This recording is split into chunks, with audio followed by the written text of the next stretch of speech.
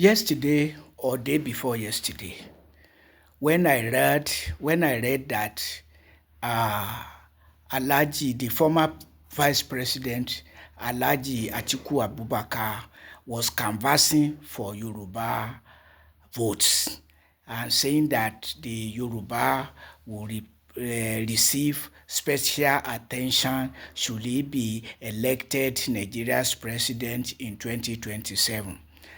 I was very sad because I expected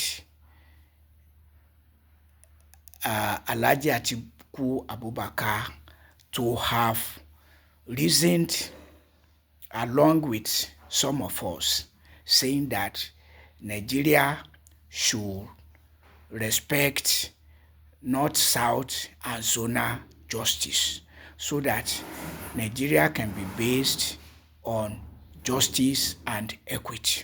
To start with, we know human beings are corrupt, but when you put some checks and balances in place, life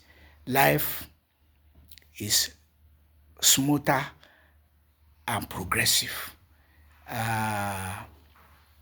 But today, I heard that Atiku Abubakar has denied ever making such a statement, and that whoever attributes that claim to him is mischievous. And so I am also out in this video to express my joy that Atiku Abubakar, I want to assume actually, that Atiku Abubakar must have seen reason to agree with us that North, South, and zonal rotation should be minimum political order, justice, and equity to be desired, and that he will cooperate in and support the aspiration of Peter Obi from the southeast, the only zone that is yet to produce Nigeria's president among the three zones in the south. And that will be good. I also observe that Atiku's northeast is not less marginalized than Peter Obi's southeast, and that the only thing that can create balance and equity, justice and equity, is North, South, and zonal rotation. Yeah, because if you look at the pattern, the emerging pattern is that the presidential position, if care is not taken, will rotate between northwest and southwest alone. The way I'm looking at it, consider that the northeast has produced Nigeria's prime minister, who was like the executive president, while the southeast then produced the ceremonial president, with the prime minister from the northeast as the de facto head of state, executive head of state that time. But since then until now, and the southeast, since the ceremonial presidency of Nnamdi Azikiwe, the southeast has not produced Nigeria's president. All the presidents have come from the northwest and southwest, with the exception of Goodluck Ebele Asikwe Jonathan from the South, who unfortunately truncated the North-South rotation that was agreed 1998/1999.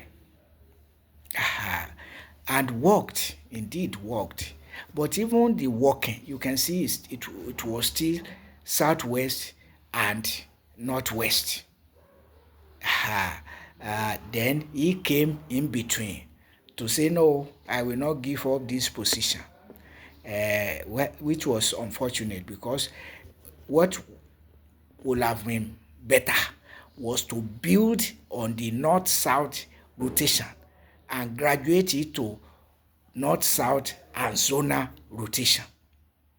Well, all that is gone. But note that the presidency has been rotating between Northwest as between Southwest and Northwest.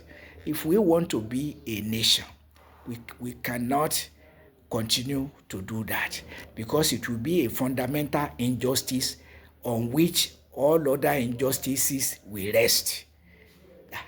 In the same way that President Bola Ahmed Tinubu can remove subsidies from basic necessities of life to subsidize Hajj, even though Christians are silent, implying that the government must have settled the Christian Association of Nigeria also to be silent, as they are silent, as the Christians are silent. But all these fundamental injustices should be redressed if we want progress. Because if we want peace and progress, now we don't have peace and progress. We don't have peace and progress in the war against the Boko Haram Muslim community, ravaging human lives and the economic resources of Nigeria. We don't have peace and justice in the herdsmen terrorism, or the unbridled corruption of Nigeria's rulers to the level of claiming fuel subsidy is gone. And not only that, all other subsidies are gone, yet sinking Nigeria in worse debts than ever, while claiming to transfer funds to indigent households and paying workers less than living wage. These are contradictions implying serious Boko Haram. And then you ask yourself, why are Nigeria's rulers fighting the Boko Haram Muslim community that did not attack anybody until attacked by government and turned into a terrorist organization? Misrule. So these fundamental injustices must be redressed for justice to prevail. When there's justice and equity, you can expect peace and progress. But with the way things are now, so what we will want from the African Democratic Congress is to focus these fundamental injustices and address them. And you see, what else will Atiku Abubakar want? Providentially, you are the initiator of the coalition. That's enough blessing from God. But if you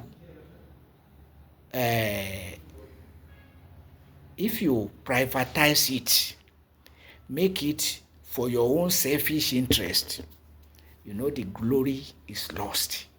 But if you make it for the good of Nigeria, then you will be selfless about it, while Nigeria's peace and progress and sanity, because now there is insanity, the geopolitical and economic insanities bedeviling Nigeria to the extent of removing subsidies from basic necessities of life to subsidize pilgrimages.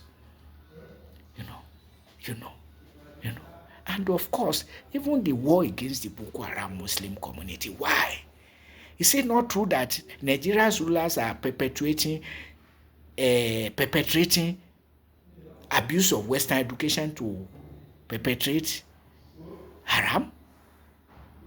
including non-existent fuel subsidy is gone, all other subsidies are gone. Look at the leaders of the Academic Staff Union of Nigerian Universities, ASU,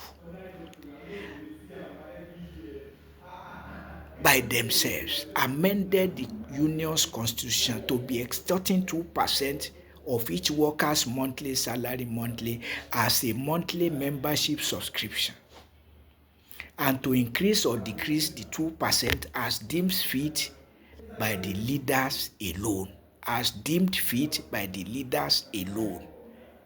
And so in 2024, increased the percentage to be deducted to 3%.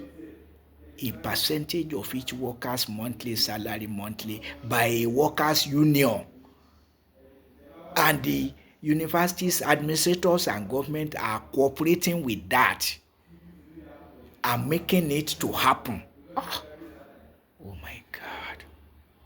Beyond that, government and ASU leadership colluded to be paying fraudulent end academic allowance, stalling the implementation of the 2009 agreement, bordering on welfare packages and the increment of salaries for the workers, due since 2013 and not seen light of day since 2013 till 2025. And that in 2025, the presidency of Bola Ahmed Tinubu paid another fraudulent end academic allowance. And now everybody is complaining that the teachers, the professors, and other lecturers are poorly paid. And ASU leadership also has the guts to be blaming government. And of course, who is government? They will tell you everybody is government. Foolish talk. How is everybody government? Is everybody in government? Has everybody governmental power? Foolish talk. So no conscience, no nothing. Government and universities administrators colluding with the leaders of ASU against the workers. Against the workers, academic and non-academic workers. And you say Western education is for progress. Where is it? Is Nigeria making progress? In what direction? In what sense? In what? So these are issues that the ADC will be expected to redress. And as I was saying, Atiku Abubakar got the grace to initiate the coalition. Even if he intended it for himself, he should now see the light that given his age and where he comes from and the need for North, South, and zonal justice, repent and make sure the ADC achieves Nigeria's peace and progress that are not possible without North, South, and zonal justice, and without stopping the war against the Boko Haram Muslim community, and admit that indeed Nigerian rulers are perpetrating Boko Haram, and that it makes no sense to allow grazing of cattle in agrarian fields and be creating serious war between farmers and herders. So fundamental injustices like that. And to reposition Nigeria for greatness. In numerous states, numerous local governments gulping more money than can go into infrastructure and trying to exploit workers, paying them less than living wage and ruining the economy because the workers at all levels need to have money to spend to buy things from manufacturers and to employ artisans. So that when money can be in circulation, and with infrastructure, industrialization is fait accompli. But as it is now, so it will be to the glory of God and Atiku Abubakar if the right thing is done by the ADC. Nigerians, opposition political parties, let us unite to save Nigeria from the clutches of the so-called APC, retrogressing Nigeria since 2015 till date. What hope is left again? Tinubu has spent more than 2 years in power and creating crisis rather than solving problems. Creating more problems rather than solving problems.